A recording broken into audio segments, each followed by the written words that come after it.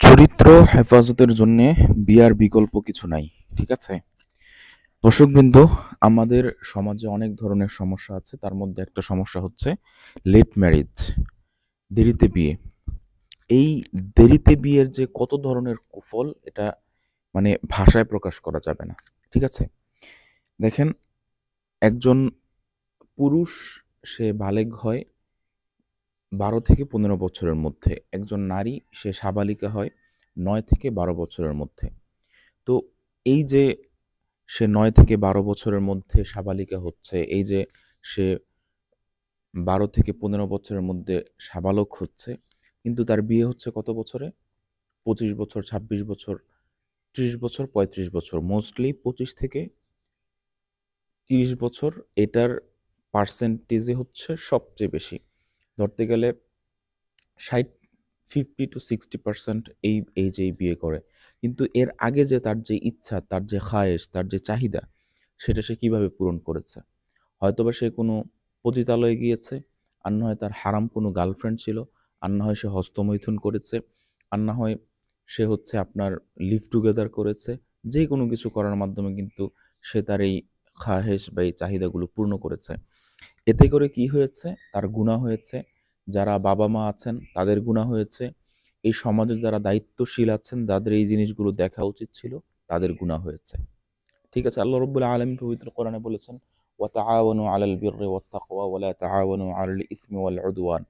তোমরা একে অপরকে সৎ কাজে সাহায্য সহযোগিতা করো এবং অসৎ কাজে সাহায্য করা থেকে বিরত থাকো। বিয়ে এমন একটা জিনিস যে আপনার বিয়ে ছাড়া কোনো সমাজ কখনো স্থিতিশীল থাকতে পারে না। বিয়ে ছাড়া কোনো সমাজ কখনো আপনার পবিত্র বা অশ্লীলতা মুক্ত থাকতে পারে না। দেখেন, ২ টা জিনিস, এক হচ্ছে হালাল আর একটা হচ্ছে হারাম। এক হচ্ছে আপনি ক্ষুধার্ত, আপনার কাছে যে কোনো খাবার আসলে আপনি খাবেন, আরেক হচ্ছে খাবার যদি না আসে আপনি খাবেন না। এক হচ্ছে আপনি হয়তোবা হালালটা মানবেন, আর নয় হারামটা মানবেন। মাঝামাঝি কোনো অবস্থান নাই। এখন আমাদের এই সমাজের বেশিরভাগ মানুষ হচ্ছে মাঝামাঝি একটা অবস্থান, তারা হচ্ছে আসলে তৈরি করতে চায়। এই মাঝামাঝি যে অবস্থানটা আছে, এই অবস্থানটা কিন্তু আসলে কখনোই কার্যকরী না। ঠিক আছে? এই মাঝামাঝি অবস্থানের আসলে তেমন কোনো ভ্যালু নাই, বা এই মাঝামাঝি অবস্থানে আসলে কেউ থাকতে পারে না।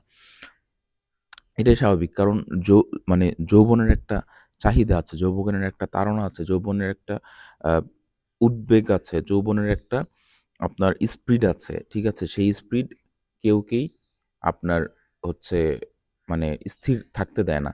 আর শয়তান তো আছেই। শয়তান তো হচ্ছে ইন্নাশ শাইতানা লাকুম আদুব্বুম মুবিন। নিশ্চয়ই শয়তান হচ্ছে তোমাদের প্রকাশ্য শত্রু।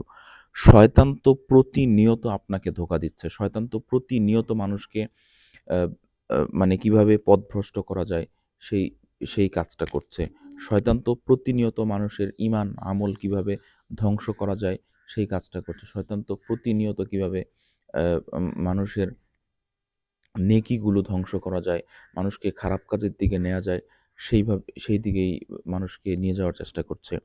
আপনার মানুষ আজকে আ উম দেখেন, যত ভালো কাজ আছে, আপনি যত ভালো কাজ করতে যাবেন, তখনই হচ্ছে বাধা। আপনি যত খারাপ কাজ করতে যাবেন, তখন কোনো বাধা নাই। ঠিক আছে?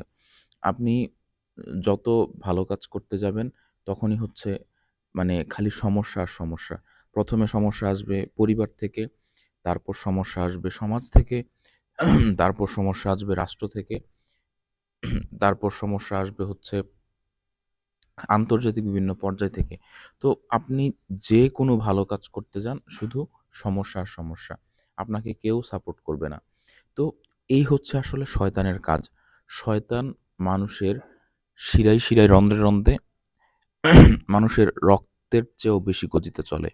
মানুষের রক্তের সাথে শয়তান মিশে গিয়ে বিদ্যুতের গতিতে শয়তান কিন্তু চলে। বুঝতে পেরেছেন? তো চরিত্র হেফাজতের জন্যে বিয়ের বিকল্প কিছুই নেই। যে কোনোভাবে হোক আপনাকে বিয়েটা করে ফেলতে হবে।